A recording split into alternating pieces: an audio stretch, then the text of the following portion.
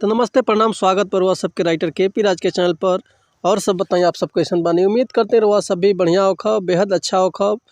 तो रहुआ सब खातिर एगो बिल्कुल नया मैटर, नया कंपोजिशन 26 जनवरी के ऊपर देशभक्ति विरह गीत लेके आ गए बनी। तो उम्मीद करते रहुआ सबके बेहद पसंद आई। बढ़िया मैटर बा। अगर एक बढ़िया से गायकी कही तनी नया म्यूजिक बनवा के तो उम्मीद करतनी गाना 100% 26 जनवरी पे बाज जाई।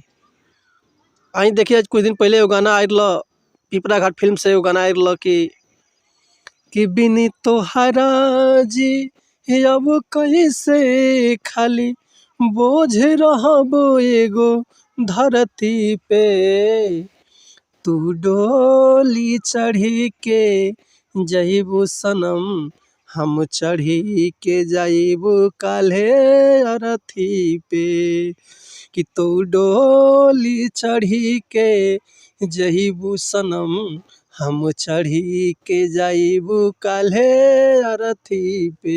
यही पे देखिए आई देखिए कैसे देशभक्ति गीत बा 26 जनवरी के ऊपर। एगो औरत अपना पति से कहती है बड़ी भाव में, भैया पति पत्नी के मैटर भाई।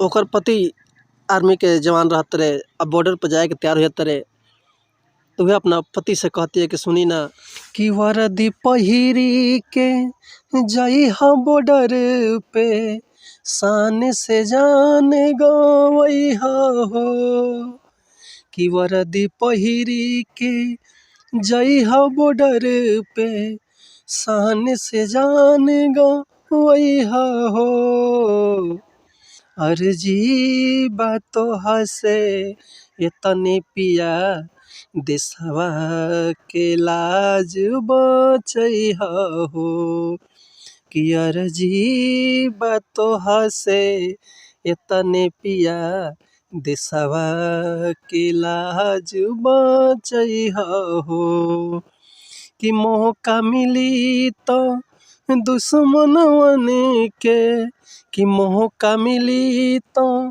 दुश्मनवन के काट के गर्दन लइहा हो, अरे जी बातो हसे इतने पिया देशवा के लाज बचई हो, अरे जी बातो हसे इतने पिया देशवा के लाज बचई हो। तो उम्मीद करते मैटर हुआ सबके बेहद पसंद आयल है। कि अगर फुल गाना लिखवाल चाहतनी तो डिस्क्रिप्शन में हमारा नंबर बा, contact number, WhatsApp number, call कर सकिले, व्हाट्सअप कर सकिले। रुआ के बिल्कुल उचित चार्ज पे फुल गाना मिल जाए व्हाट्सअप के जरिए। तब मिलता है नेक्स्ट वीडियो में कुछ नया मैटर लेके, कुछ गाना लेके, कुछ नया कंपोजिशन लेके। इससे पहले कहब कि अगर चैनल पर वह नया बन तो चैनल के सब्सक्राइब करी, कमेंट करी, लाइक करी, बेल आइकन प्रेस कर दी कि कोनो भी वीडियो अपलोड करे तो सबसे पहले रुआ सबके नोटिफिकेशन मिले। तो मिलते नहीं नेक्स्ट वीडियो में, तब तक के लिए धन्यवाद। जय हिंद, जय भारत, जय भोजपुरी समाज।